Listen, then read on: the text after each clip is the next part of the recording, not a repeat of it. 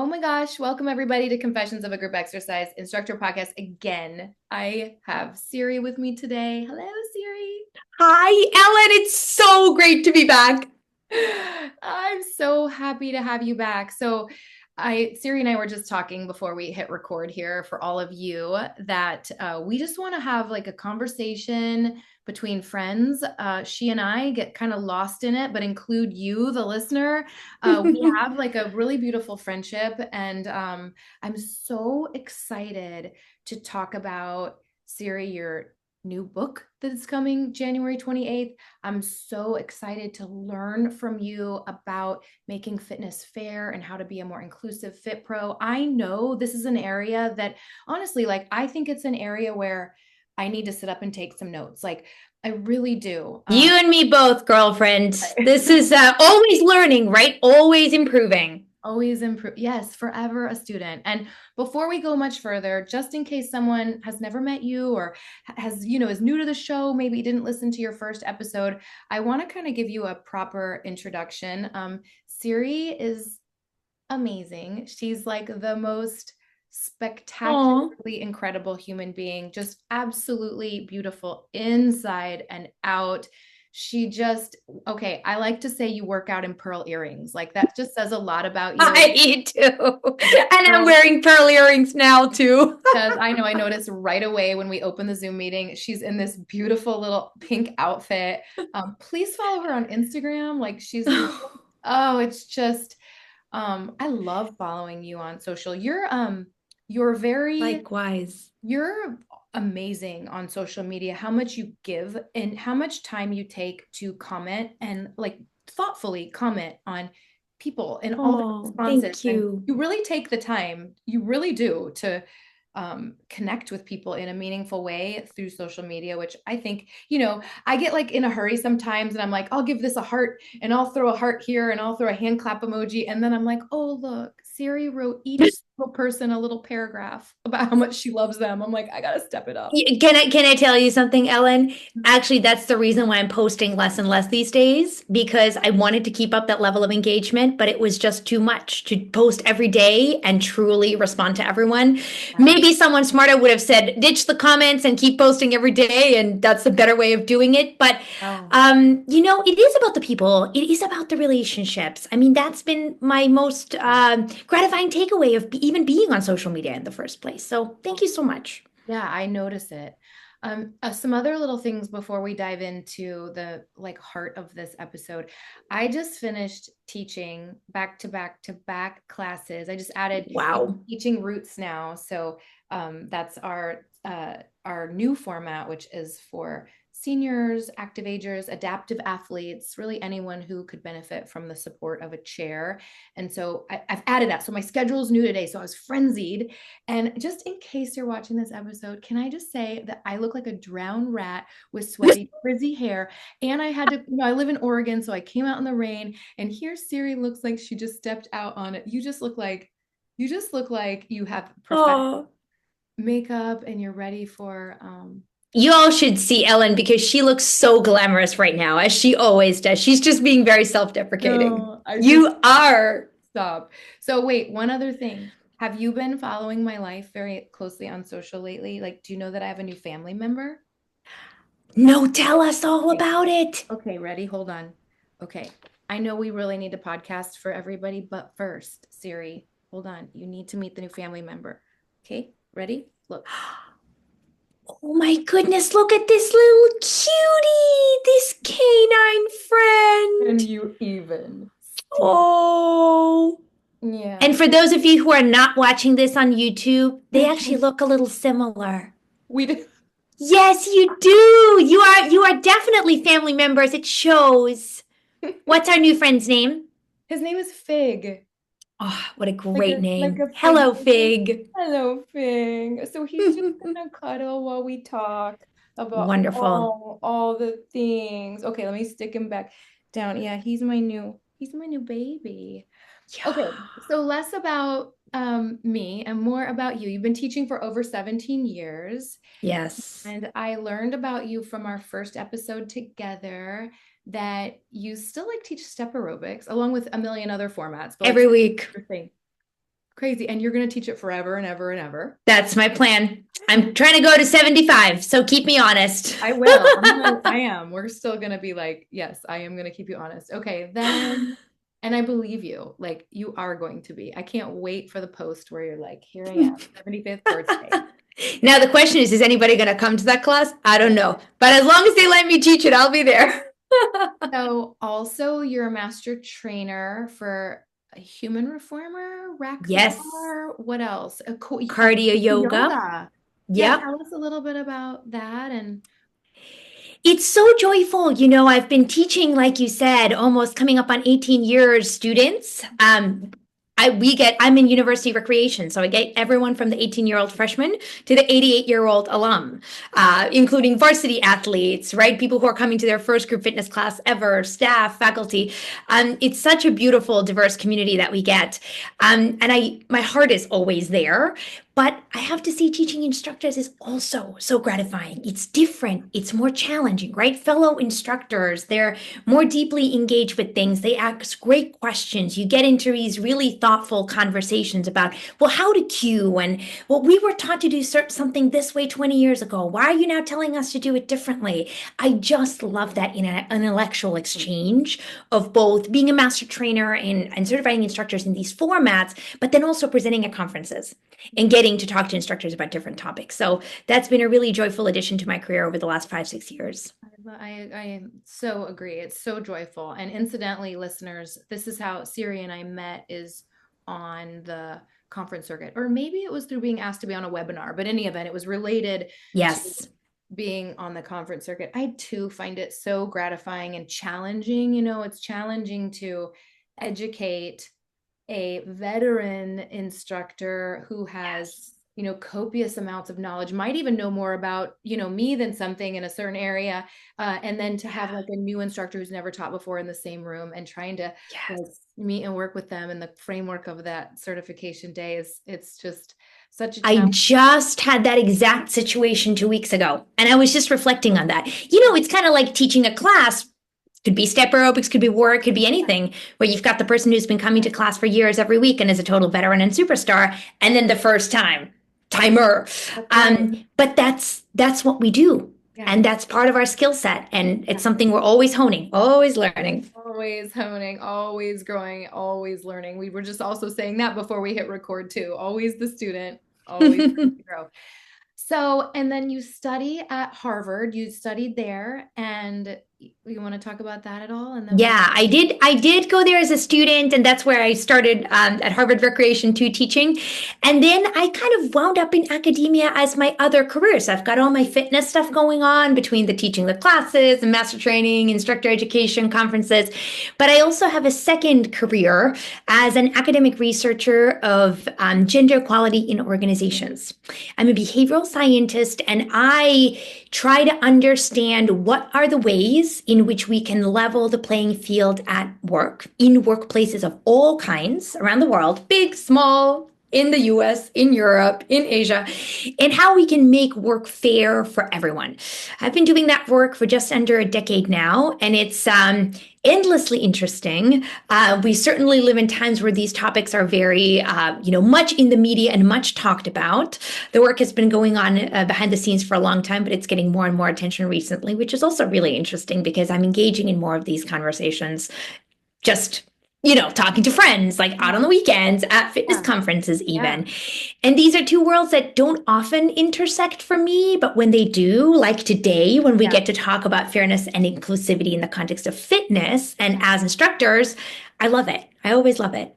It's interesting to me. I guess I didn't know, or I hadn't really thought about your timeline and the chronology of your life and this part of who you are, because that you started this 10 years ago, because to me it's really come into the forefront really in the last like 5 years, 4 years. So you were, I want to say, or maybe ask, were you just like very much ahead of the curve? Because it seemed like it wasn't a sensitivity these last few years, or was it always, and I just had my head buried in the sand? I think it's one of those, it's interesting you say that about your head being buried in the sand, because I think the awareness and acknowledgement of gender equality and gender inequality has kind of ebbed and flowed in society over time. I mean, you wind the clock back 100 years and women were fighting for their right to vote Right. and won. You know, you wind back the clock 60 years and we're in the 1960s in the civil rights era when finally Black women got the right to vote.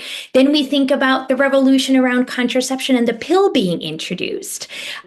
We think about 2012, which was my awakening, actually, personally, when Sheryl Sandberg's book Lean In got published. Which, again, in my lifetime, not in the broad arc of history, but in my lifetime was the first time I woke up to this conversation. And it also coincided with me having graduated college recently and working my first real full-time job and seeing a lot of the inequities firsthand that she talked about in the book. And I was like, Oh, yeah. wait a minute, it's not just me. This is a systemic issue. This is real. We're living in the year 2012 and this stuff still hasn't been fixed. And now, of course, we're living in the year 2024 and it still hasn't been fixed. So I think we all have these realizations in our lives at different times, just depending on what's going on. Right, right. Okay, so we're gonna talk. This is like a great like lead in because I do want to talk about your book, Make Work Fair, that's coming, that I, by the way, have pre-ordered. Thank you, Ellen. Yes, of course. As soon as I heard about it, of course, but I want you to kind of talk us about the book and like, I have questions like, when did you decide to write it? And you wrote it with someone else and how did you do it? And were you really like, I just saw your story or your reel where you were, I don't know if you were on Fit Bodies trips, but it looked like writing the book was I very, was on a lot of Fit Bodies trips while but it writing looked this like, book. but there was like a lot of swimming pools and a lot of oceans in the background.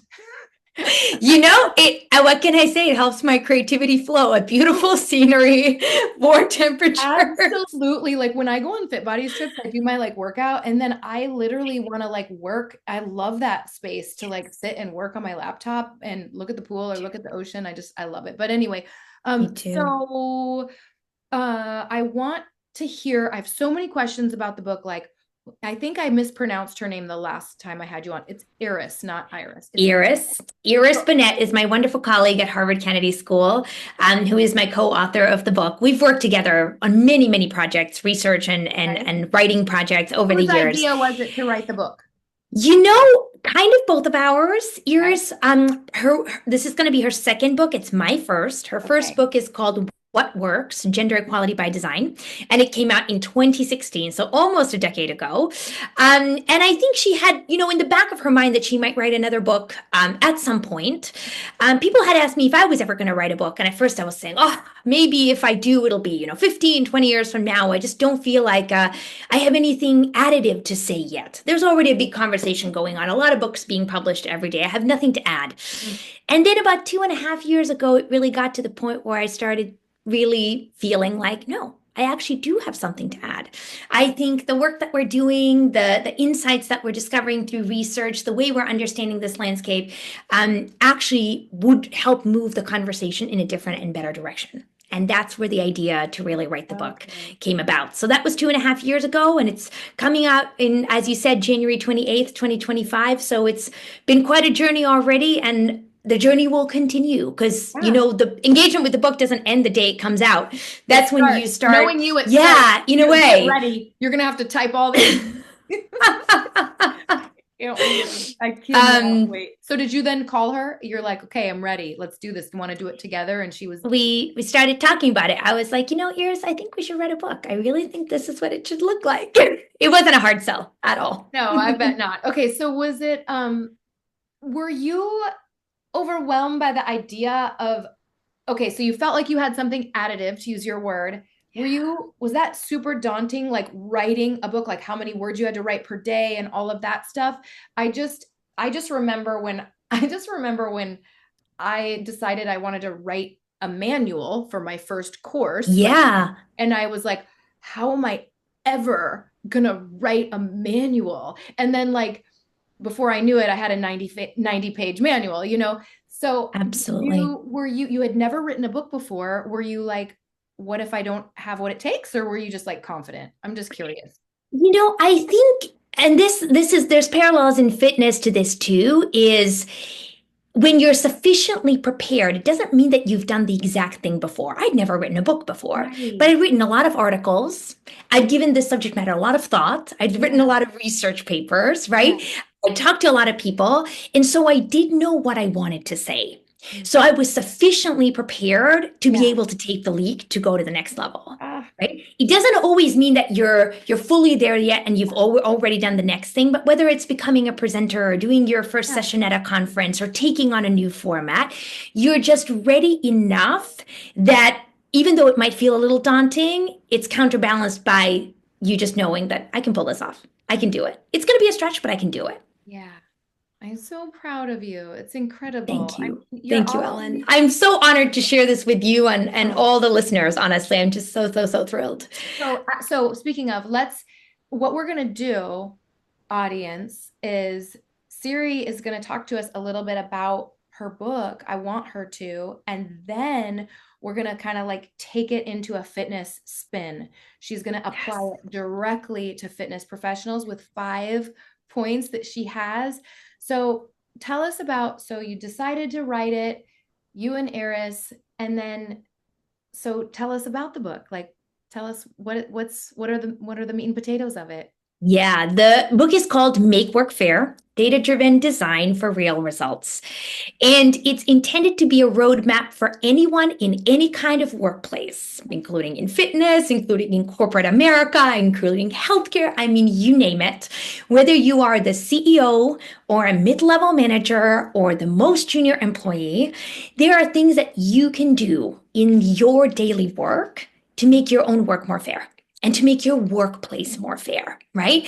If you're the CEO, you have power to change big things in the organization. Overnight, you can institute a new policy about remote work, or you can make parental leave equal for women and men so that everyone gets to take the same amount of time off when they have a baby born. But even if you're the most junior person, maybe you are in charge of updating the company's website. Well, we'll talk about some of the things that you can do that relate to imagery and how we make imagery more representative and more fair. If you are interviewing contractors for your home, or maybe babysitters or nannies, right? There's ways that you can interview people in a fairer and smarter way. So we're kind of sharing those insights that are broadly applicable to all different kinds of workplaces. And as you mentioned, I did want to share 5 specific tips today for group fitness instructors, because that is also a workplace, but it's a unique kind of workplace, right? The context of teaching a class, that's different than running a meeting or doing performance evaluations or hiring people. So why don't we actually dive right in? And on this theme of marketing and imagery, my first insight and tip for you is to mind your imagery because seeing is believing. So like So graphics, like the graphic. yes. Okay, So, do marketing. you have a website? Do you have a profile on social media where you post videos or photos or any other visual content that's not text? Do you operate in a studio or even a home studio or a gym where there's any kinds of pictures on the walls? Do you ever produce marketing content like brochures or posters or even business cards? You get my point, right? There's so many places where we use visual imagery. It could be photos, it could be videos, or it could be non-human logos, nature landscapes, flowers. These are all places for you to think about what am I communicating in terms of who is this brand or this space or this program for, who can belong here and who doesn't. I want to share with you just one fascinating study. This actually comes from the University of Washington, so a university setting. Okay. They were trying to increase the participation of girls, of women in computer science. Okay. And the researchers went in and were trying to understand, why there's so few girls studying computer science. And one of the things they noticed in the classrooms is there were pictures up on the walls that were gaming characters, Star Wars characters, movie scenes of gaming movies.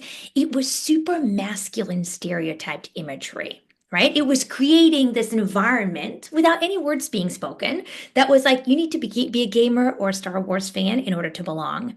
So the researchers ran a study where, without telling anyone, without alerting the students, they switched out the pictures in these classrooms for nature landscapes. So more neutral imagery that's not particularly associated with women or men in this case. And just that change alone, which again, no one told the students this was happening. It's kind of all in the background, semi-unconscious. It led to women reporting a greater feeling of belonging in the field of computer science. And it actually led more women to In. take more computer science classes beyond the intro course. Oh, So think about that. Just changing the pictures on the walls can have such a oh, profound it gives me effect. goosebumps. It was so Right? chilling. Yeah, it really, yeah. It can be so much easier and lower cost and faster than we can even imagine. So if you're used to featuring stock images, my goodness, when I go look for stock images for my presentations, for my PowerPoints, I'm not gonna lie, I probably have to spend an extra 15 or 30 minutes looking for pictures that represent different body types, that it's not all white, young, skinny people. Maybe we have someone in there with tattoos, wearing a hijab, an afro hairdo. I mean, the path of least resistance is definitely the ripped six pack. But most of our students don't look like that. Will never No, look like that. Are no, not going to see themselves in those pictures. right. So if we want those students to come to class, if we want them to feel like they belong in our classes, that they're actually welcomed and embraced, we have to start showing them in our Yes, imagery, you yes, know? yes. I don't know if you do this, Ellen. I know you do this in Warrior, and actually you do such an incredible job with Warrior. Is you feature your actual master trainers and your actual students I in do. your pictures, in their videos, and it's so powerful. Thank you. I feel like proud of myself because this is something I work really hard at. And you know why? Because I've been in an environment that didn't feel that way. And Hmm. I didn't I didn't feel good enough, like skinny enough, fit enough, like, you know, I I felt the pressure to like lose weight and I felt the pressure with this other company and so it's been a monumental effort and it's something I've been very purposeful about. I really try to not have a bunch of middle-aged white women representing my formats when it's hard because we live in America. Yeah. There is a lot of like middle-aged white women, like myself included, in fitness right now. If we look at the conference circuit, you see, or you look in our classrooms, but I so desperately want to show the world something else. And I have gotten so much positive feedback. I just want a cornucopia of color, of age, of size, Yeah. of body, of everything, and Yeah. personality. And I have had so many people send me little DMs saying, thank you for the representation. And that's the word they've used. And it's not a word that was in my Yes. vocabulary. And I'm like, oh, I must be doing something really right. And then people have said, like, because of your marketing materials, I felt like I could do this format. Or because of like Yes. what you posted in your videos, I felt like, or because I saw that you have master trainers that are plus size, I felt like I could apply to be a master trainer too. And it just makes my heart like so happy. Um, but I'm It's interested. so powerful. And when you are used to seeing yourself represented, um, you don't even notice it because you've always had the benefit, right, of moving through these spaces where you're like, oh, yeah, I belong here. But the people who haven't had that benefit traditionally, who haven't seen themselves represented, they notice. And I'm guessing those are the people who are giving you the feedback because for them to Yeah. finally see themselves reflected Yeah. and be like, wow, I'm seen. They actually want me here. My goodness, it is just so transformational. I have a question for you because you brought that up about imagery as your first kind of point. I'm curious, is it because, is that sort of fundamentally, I just think we tend to be visual. Hmm. Is that like, are these ranked in like priority or not? That's it. That's a great question. They are actually at least my 5 points are not ranked Not ranked. on priority. Uh-huh. There's that famous study that's many decades old that talks about how we perceive information when we're interacting with other humans. And actually, it's mostly body language, a little Okay. bit tone of voice, Oh and yeah. just the tiniest sliver, the words that are actually used. That's So right. you could Love argue that. that what we see and what we kind of perceive through sight is actually more important than the words that we hear. But Wow. words are also really important. So Yes. that's actually tip number two. Tip Okay, number let's one go. is mind your imagery. Tip number two is use inclusive, accessible language. Okay. As fitness instructors, cueing is our bread and butter. Yes, we demonstrate, but so much of what we communicate comes through the words that we use. So there's two dimensions in particular I want to highlight. The first is quite literally excluding some people when we say things like, hey guys, hey ladies, welcome step queens. These are all words that I've used myself before. Yep. I've even found myself in the situation where I'm saying, ladies, ladies, ladies. And then 10 minutes in, I'm like, oh my gosh, there's a gentleman lurking in the back row. My goodness, in a big 40-person pre-COVID class. So my tip to Is that you your to, confession for the day? No, I'm just oh, I kidding. have a different confession. This is Okay. confession number one. My tip to you is make life easy for yourself. Yeah. Use non-gendered words that will make everyone feel like you're speaking to them no matter what. Have you noticed on planes and trains, they always say ladies and gentlemen? Well, Mm, there's young people, there's babies there, there's girls and boys, there's old people, there's people who don't identify as a lady or a gentleman. mm. Couldn't we just say passengers? Yeah. Welcome, passengers. Welcome, flyers. Hello, folks, friends, beautiful people, everyone, gorgeous souls. Feel Gorgeous. free to get as creative with it as you wish, but there's 1.5 million ways to address a group of people that doesn't bring gender into it because we don't have to. In that context, it's not relevant what a person's sex or gender is. So that's my first tip on inclusive language. The second one, even more specific to fitness, is how can we cue in a way that makes everyone feel successful, right? I still hear, we've talked about positive cueing for a long time, but I still hear a lot of, if you can't do this, do this. If you don't want to jump, you can stay in a squat. If your wrists can't handle a plank today, come down onto your forearms. So we need to present options. We all know this. But now let's level up a step further. Let's make sure we're actually communicating the options in a way that people feel like they're allowed to use them and they can feel good about using them. I'll give you another example. I used to, for the longest time, ask about injuries, issues, and limitations at the Uh-huh. start of my class. Please Wow. let me know if you have any injuries, issues, or limitations. Yeah. And then I took a session at an SCW Mania conference years ago with the wonderful Nathalie Lacombe from Canada.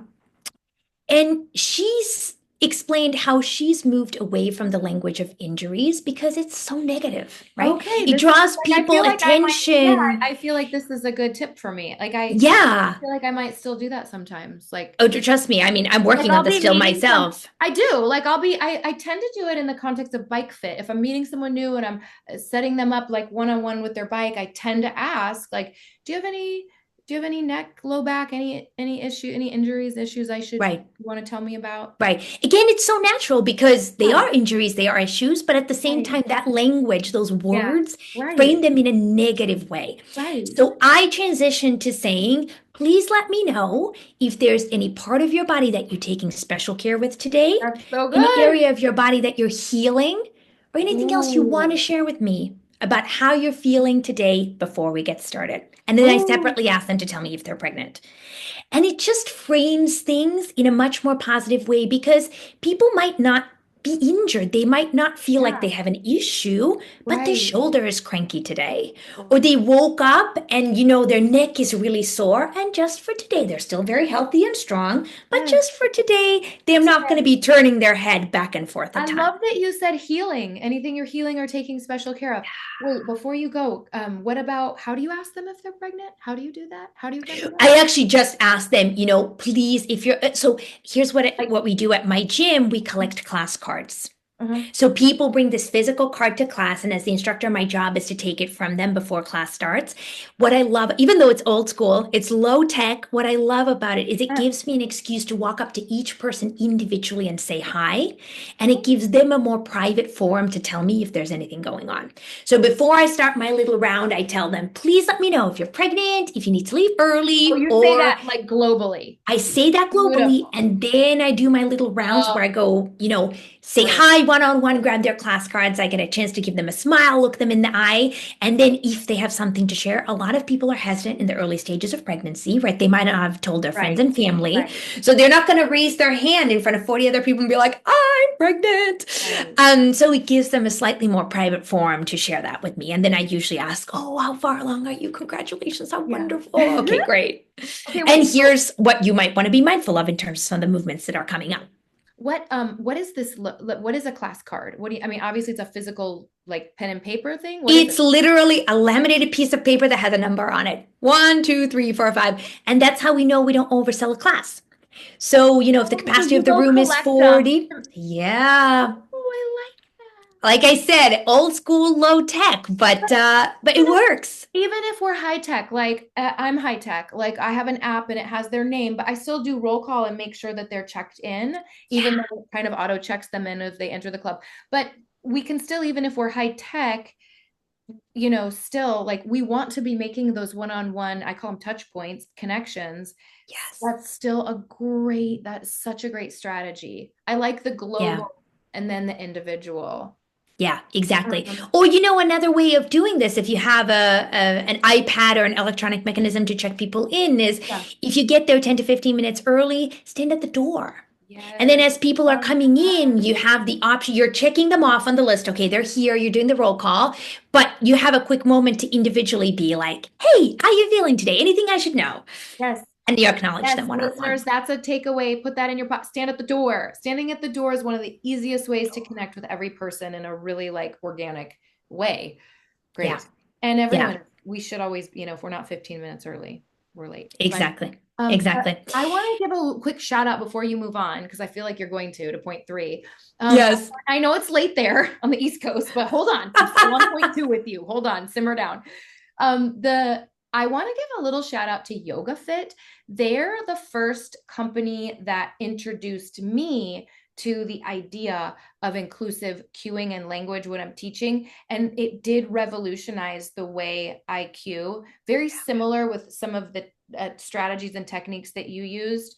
I really want the one that like really embedded itself into my practice is using the word maybe and maybe today. Like Yes. maybe we bring our knees, like let's say they're in a plank. Maybe we bring our knees down, maybe we leave them up. It's not like, you, you know, the modification is, or if your Yeah. shoulders are tired, or it's just like maybe knees are up, maybe knees are down. And then I also like really saying like maybe today we add a little hop here.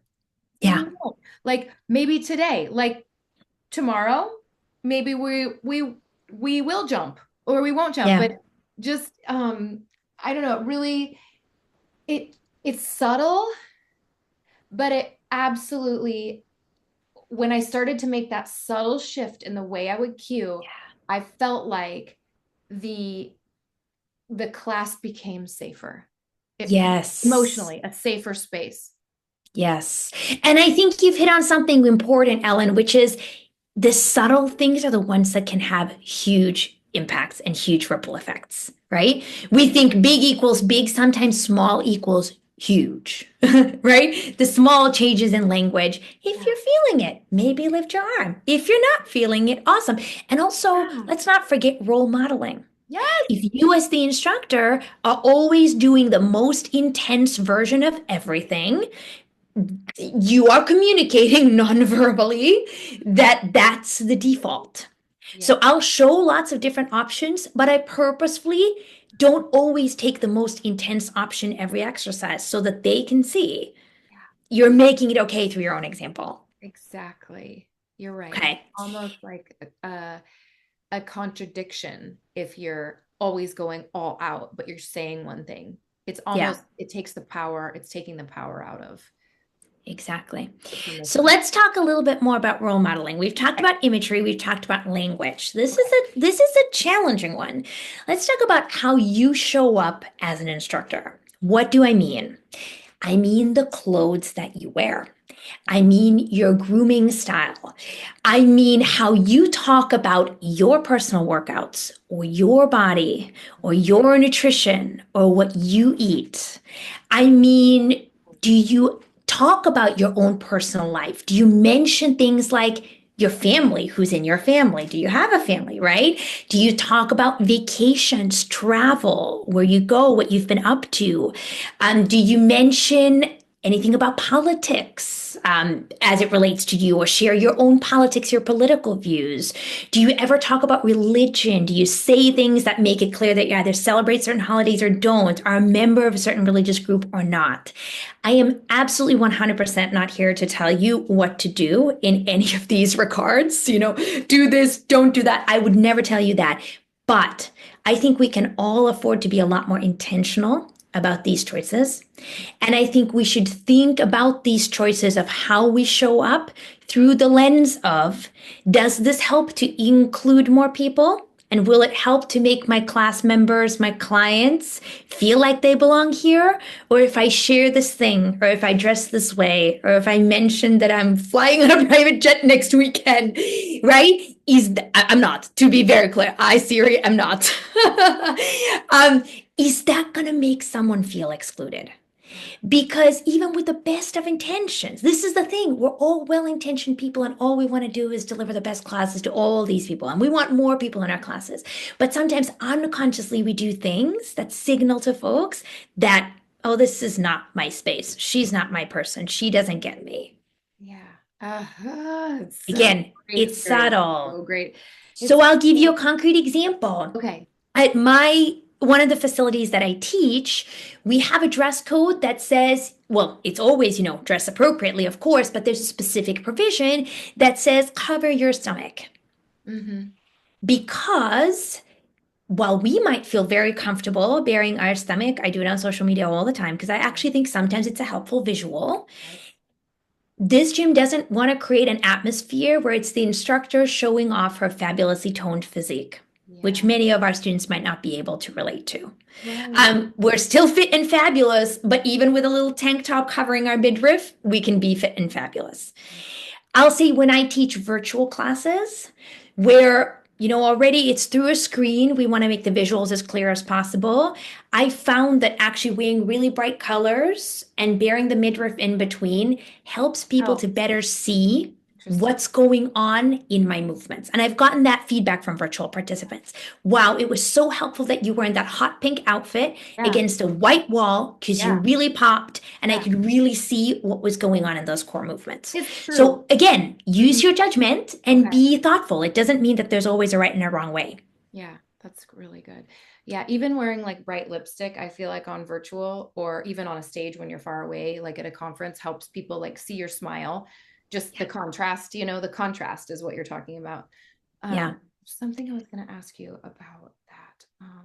Well, while you mentioned makeup, this is one of those things where we don't even probably think about it, right? I wear makeup to teach because I just do when I leave the house. Our students notice. I was just talking to some colleagues the other day, and members are coming up to us being like, so do you wear makeup when you do your own workouts? I mean, they're curious, right? We are up on stage in front of them for an hour.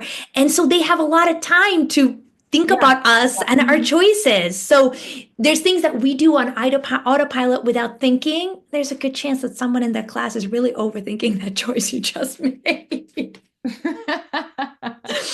So, do what you will. But that's my third tip Okay. is be more intentional about how your choices about how you show up and how you present yourself might make other people feel either welcomed in Mhm. or pushed out. Mhm. Because when we're on the job, it's actually part of our job to be inviting more people in. And we Mhm. should want to because we should want packed classes, That's right. right?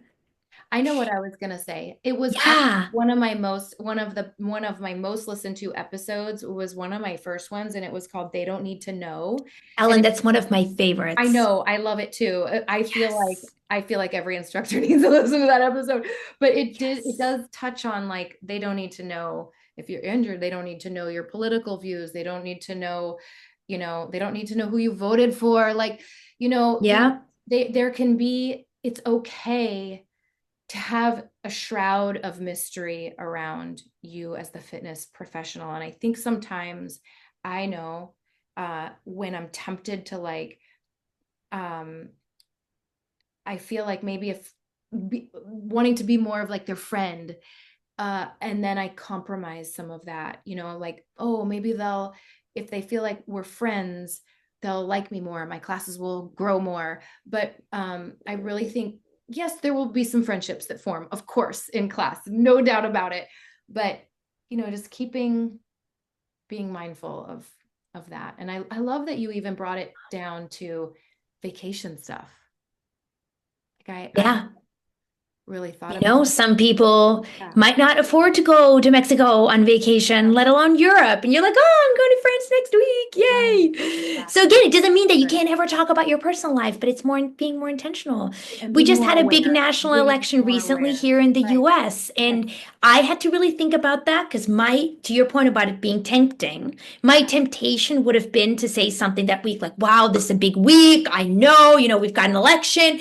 But then I was like, you know what? If people are stressed about the election, they're stressed already. I want them to be my class to be a stress-free zone for them, Yes. for my class to be an Yes. escape Yes. from, frankly, whether it's election related or anything else Yes. stressful that's going on in their life. So I made a Yes. really conscious decision and I had to really train myself Yes. to not say a word about the world outside. And I just said, thank you for being here today. I'm so grateful for your presence. We're going to have 45 minutes just to get strong, to sweat, feel good, to work out the stresses. Let's go. I was living a parallel existence with you day after election also because I had a 45-minute class and handled it the same way. I was like, this is a political free zone. You're here for you. I like one of the ladies literally came in saying, I took the day off work because I needed a mental health holiday or something. I came here to work out. Yeah, Like, political free zone. This is for you, political free zone. but let's go. Yeah. Yeah, I love that. All right. So, our job as instructors is to be mindful about how we show up ourselves. Point four that I want to share with you is I think our job is also to foster a more diverse next generation in the Ooh, fitness industry. ooh, So that could be if you are in a studio, you know, building the studio of the future, right? As you think about hiring people, cultivating instructors. I shared on our first episode how the reason I became an instructor is my group fitness director plucked me out of the front row of her class yes, freshman year of college and said, "Hey, have you ever considered becoming an instructor?" Right? Um, we have a lot of these types of opportunities to pluck people out of obscurity, so to speak, and to give them their start in the industry. Who do you mentor? Which of your participants get special attention from you? Which of your colleagues do you choose to give feedback to? If you have the opportunity to pick subs, who do you ask to sub for you? Because that's an opportunity. That's an opportunity for the subbing instructor to gain more experience, to get in front of a new audience, to build their reputation, right? So no matter whether we have formal managerial responsibility or not, on a daily or weekly basis, we're doling out these opportunities for other people to build their profile, to build their career, to take things to the next level. And my question to you is, who are you channeling those opportunities to? You mentioned earlier, Ellen, about how there's so many middle-aged white women in the fitness yes. industry. Yes, I can relate. Mhm. Um, Part of why that happens is because research shows that our networks tend to be overwhelmingly comprised of people like we are, Right. whoever we are. And you see this even on a macro scale where people tend to cluster in neighborhoods, living alongside people who are of the same socioeconomic status or the same race or the same life circumstance, right? In most cities, there's neighborhoods where young parents with kids with strollers live. That's Right. parents of young children Right. clustering, living together. So this is just a very common human tendency. It's Right. called homophily. It's our tendency to seek out people who are similar to us. There's nothing inherently wrong with that, but it just means that going seeking out diversity is Hmm. going against the grain. Uh-huh. What comes naturally to us is Yeah. seeking out similarity. If we Yes. want to diversify our circles, get different perspectives, different styles, different Yes. voices, An we have opinion. to work exactly, we have to work just a little bit harder to seek those perspectives out. So if you want to build a thriving program, studio, gym, online, video on demand platform that's going to continue to thrive in the future, that's going to continue to attract more and more members, Hmm. diversify in terms of your formats, in terms of your instructors, in terms of your marketing, everything. And we have to do that mindfully with intention because it's not going to happen naturally. No, you reminded me of a couple of things in that, like that Jim Rohn thing about you are the culmination of the five people you spend the most time with. And Yeah. whenever I hear that, I often think about like, I often am thinking about like affluence or socioeconomic status. Like, it's often used in that context. Like, if you're trying to be like an entrepreneur and make a lot of money, like make sure you're, in a circle of people, da da da. But really, like, there's so much beauty and growth if we can just be intimately connected in our closest circle with people very unlike us in how much money they make, in what they believe in how they were like worldviews, skin Yeah. color, all of it. Yeah. And All it's of not easy. Research shows that when diverse perspectives come together in a team to work on a task, that team collectively actually makes better decisions it. Huh? because they consider more information, right? People are raising different considerations. Well, have you thought about this? What about that? Right. Instead of one person saying something in the beginning and everybody being like, yeah, yeah, that's awesome. Sounds like a great idea. Let's go. So Right. that's the mechanism. That's a reason whereby diverse groups make better decisions is because they actually surface more information for Absolutely. consideration Yeah. and they digest and deliberate on that information more. At the same time, though, they report that the process is harder and there's more friction because we all Right. know, right? If Right. everyone just agrees, yeah, yeah, yeah, me too, me too. Yeah. It's so fun. It's so But easy. friction is like resistance. It builds us up. Makes you Sure. stronger. It builds. I love, oh my gosh, Ellen, I'm going to steal that phrase. Yes, as fitness people, we get it. We Yeah. need resistance. We need a little bit of discomfort to push to the next level. And that's exactly how decision making works as well. So good. Which brings me to my fifth and final point for you, which is look for missing perspectives. Ooh. I hope that many of you are getting feedback. Maybe as an instructor at the end of class, you're asking your participants to provide feedback for you. Maybe if you run, again, your own online studio or brick and mortar, or you are the group fitness director in a big box gym, you're surveying your members, you're surveying your participants, you're surveying your instructors. This is all important. Please keep doing it. But if you're trying to build your business Mhm. or your community, if you're trying to include more people in it, then you have to ask yourselves by talking to the people that are already there, who am I missing? Oh. Who am I not hearing from when Oh. I talk to the people who are already members at my gym, right? Right. Because if I'm trying to get more people to come in through the door, I need to find a way of reaching those people who are not yet members and asking, why aren't you coming? What's holding you back? What's your barrier? How could I change something that I'm doing to make it easier for you to join? And this is really, so I'm at the individual instructor level. I don't manage a club. I don't own a studio or gym, but I do this in my classes. And sometimes I have community members at Harvard University who know that I'm an instructor. They're like, oh, I should come to class. Oh, I wish I could. And I ask them immediately, I'm like, perfect. This is someone who's in my target market. They're eligible for membership, right? They could be coming, but they're not. I'm like, why aren't you? Mhm. What's holding you back? And it's not what you think. You get the most insightful answers. Some of the toughest ones that I've heard are, well, I want to get in better shape so that I can be ready to come to your class, Right. right? Wow, that's important information as an instructor because we need to do a better job now of communicating that our class is a welcome, open space Mhm. no matter what level you start at. somehow this perception has been built up for people that there's like a entry threshold and barrier, right? That It's they true. can't just walk in as they are. It's true. It's like I So, clean my house before the cleaning lady comes because yes, but they don't need to, they don't need that. They don't need to clean the house. They just need to show up, come as you are, exactly.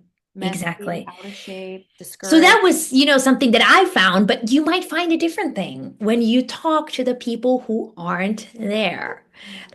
At conferences, it's awesome. You had this wonderful session. All these people came in, yay. But why did someone else not come? Why did Yes. they choose a different Oh, session in that time slot? Talk like getting that information from the so to speak missing people, so powerful. That wow. is what's going to help you Wow. take your reach, your business, your community to the next level when you Wow. can figure out how to reach those people. Wow. So just to recap, Okay. we talked about minding your imagery because as they say, seeing is believing. Okay. We talked about using inclusive and accessible language that frames things in terms of success rather than in terms of failure or in terms of yes rather than no. We talked about reviewing how you personally showed up and how you can include more people, make more people feel welcomed through those intentional choices. We talked about fostering a diverse next generation and being really thoughtful about whom you channel opportunities to. If you have a newsletter, who are you highlighting in your newsletter? On Mm. social media, if you're ever doing shout outs, if you're ever tagging other people, who are you tagging? Do they all look like you? Could you tag someone new and different and unexpected? And then finally, we talked about looking for missing perspectives and the talking to the people who aren't in the room to become even better at what you do. Oh, Siri, that was dynamite. Like so much. There was so much in there. There's so much in there that I'm gonna apply and work on. And I I'm knew when we thrilled. scheduled this, I was like, ooh, this is an area that I'm looking for growth in. So, oh my goodness, you more than delivered. Thank you Oh, thank you, so Ellen. We all are. And friends, I would love to hear which one of these tips resonated with you. So if you're, on YouTube, comment on the video or much. send us a message on social Yeah, media. I really would love to hear which one of these tips you put into practice yourself. I hope at least one, if not more, but pick at least one and start doing it tomorrow. yeah. For me, it's 4 and 5. 4 and 5 are gonna be my like Yes. big areas of focus. Um, Love that. So, okay. Well, it is time for, I mean, I do want to get your confession. And then I wanted to get information about, I pre-ordered the book, but I did it like, I don't know, 6 weeks ago or something on Amazon. So it's Yes. just going to show up at my doorstep. Boom. Yes, you can pre-order the book through makeworkfair.com. I think, Ellen, you're putting all the I am. Insta links and the websites and the LinkedIns and things in the show notes. On Instagram, I share fitness content. On LinkedIn, I share academic research content. So you're welcome to connect with me on either. I would love to connect with you on either or both. And yes, you can pre-order the book anywhere books are sold, Amazon, Barnes and Noble. It'll come out on January 28th. So if you pre-order now, that's when it's going to show up at your door, the day of publication. Amazing. My confession, Yes. and I did confess this to you in person, Ellen, over the summer when I last saw you. I love this podcast so much. I have listened to every single episode. I listen to them at 1.8 speed. This is my secret hack. I highly recommend it, friends. 2.0 speed, too much. 1.5 could still be faster. 1.8 is the perfect middle ground. It's efficient, but you still catch every word. And I usually do it either when I'm outside walking or when I'm doing my long runs on the treadmill. And it gets me through. If I can do my first 30 minutes of a 60-minute run listening to my podcast, listening to your podcast, the second 30 minutes, I'm like, okay, we'll get home. We'll roll on through. But 1.8 speed, friends, I highly recommend it.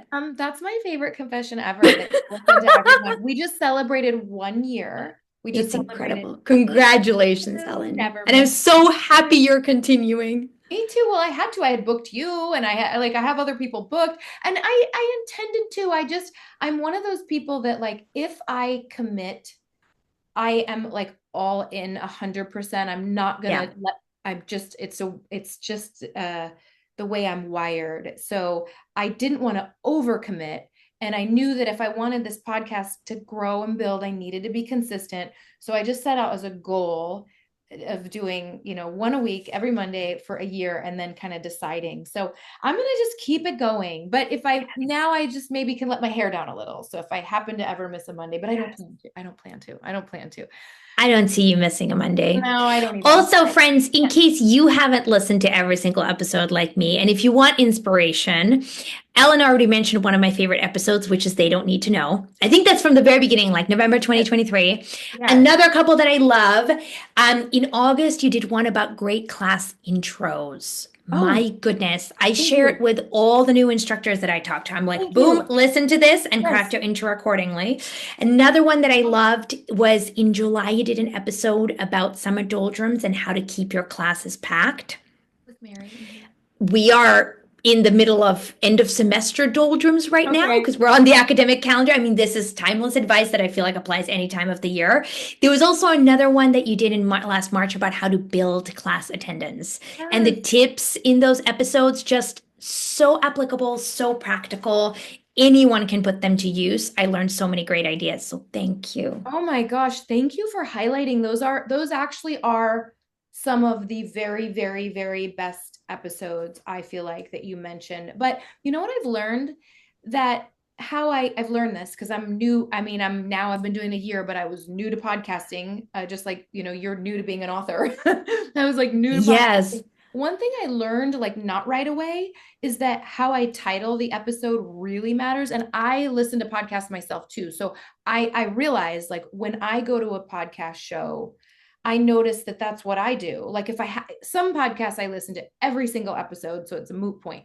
But if it's some podcasts I just listen to intermittently if I have time or whatever. But what I do on those is I'm like, I haven't listened to this one for a couple months, and I'll like shop the title. And so I've realized in Mhm. retrospect that that is so important because that's how people decide which ones they might want to listen to.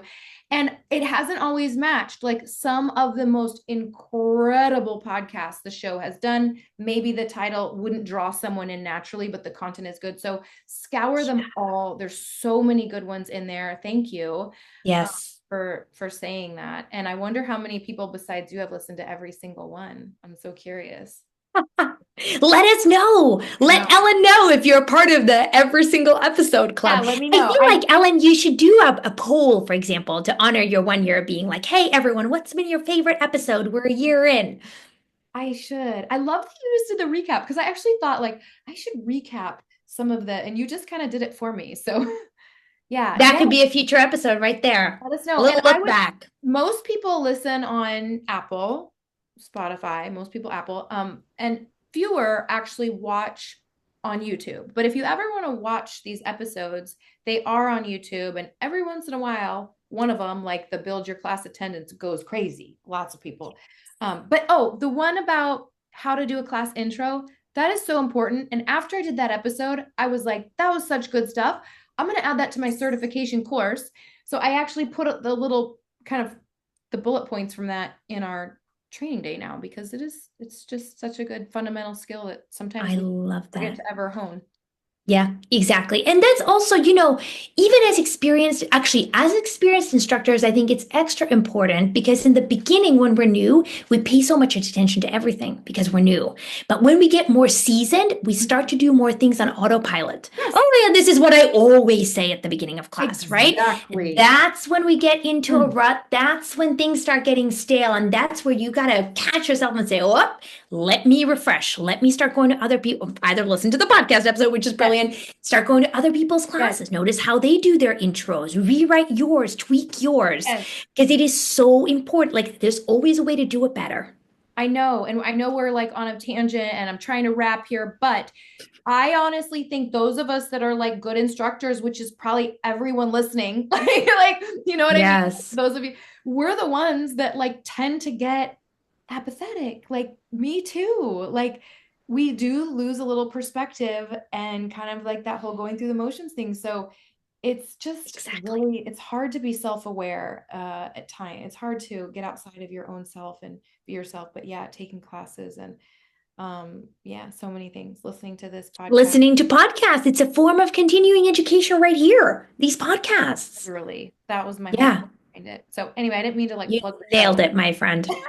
I meant to plug the book. So in the show notes, we're going to have links to everything. Make sure you follow. Honestly, if you don't have, if you're listening and you're driving somewhere right now, or you're in your headphones and your phone somewhere else and you can't go to the show notes, if you just follow Siri on, like she said, Instagram or LinkedIn. I didn't know that you kind of deliver slightly different content on both, but Yes. Instagram, like you'll see about her book, and but she's one to follow. She's definitely one that will add value, light, and life, and love, and positivity into your social media scroll. So yeah. Thank you, Ellen. And if you Same ever goes for and if you you. ever comment, she's gonna take the time to respond. So yeah. Where from me, you just might get like a heart hands emoji. I'm just kidding. I'm trying to get better. It works either way. Yeah. But We thank you. love you either way. I love you too. Where am I gonna see you this year? Around? We don't know. In 2025, let's see, I'm going to be at SCW Mania DC. Okay. I'm going to be at Fitness Fest in Arizona in April. I will be at IDEA, new location, Yeah. Sacramento in July. I'm also part of a new home workout app that's launching in January called Stop it. We Gym. So from anywhere, if you want to work out with me from home, you can work out with me on the We Gym app. That's new and exciting. Did you put that in our notes that I'm gonna share? I will send it to you. Okay, that's so exciting. I want to hear more about that later offline. Absolutely. I mean, unless we do a third podcast. Um, so I'm glad you mentioned IDEA, because I forgot when I introduced you to say that you were the IDEA Trailblazer of the Year. Oh, yes. Yeah, Thank you, Ellen. such an honor, such an It's a huge amazing honor. Yes. accomplishment. Like that's just like, whew, so amazing. So I will see you in Sacramento. I am doing Beautiful. less of the wild tour because I don't know, you probably don't know this, but I'm doing my own conference. Boom. I know. I'm taking it to a new level. Everybody. I'm doing a conference like here in Eugene, and I'm going for it. Like I'm going all out. It's called the Con, which is the confidence The conference, because it's about how to become a more confident instructor. I'm so excited. Ellen, can I please come? When is God, ConCon? I want to yes. be there. June 6th, 7th, and 8th, 2025. I'm gonna tell Amazing. you, I'm gonna send you all the information, and oh, I don't know. I'm going for it. So it's Ellen, that's so exciting. exciting. But I'll be doing, Double congratulations. yeah, thank you. So anyway, but I will definitely see you at IDEA and other places, I'm sure. And online. And online. All right. Well, thank you again so much. And listeners, thank you so much. Please share the show. And we appreciate your time, and that you carved out this Yes. hour of your day to listen to the two of us. It means a lot to us. Thank you so much for listening. And Ellen, thanks for having me. You're So welcome. much fun as always. Bye.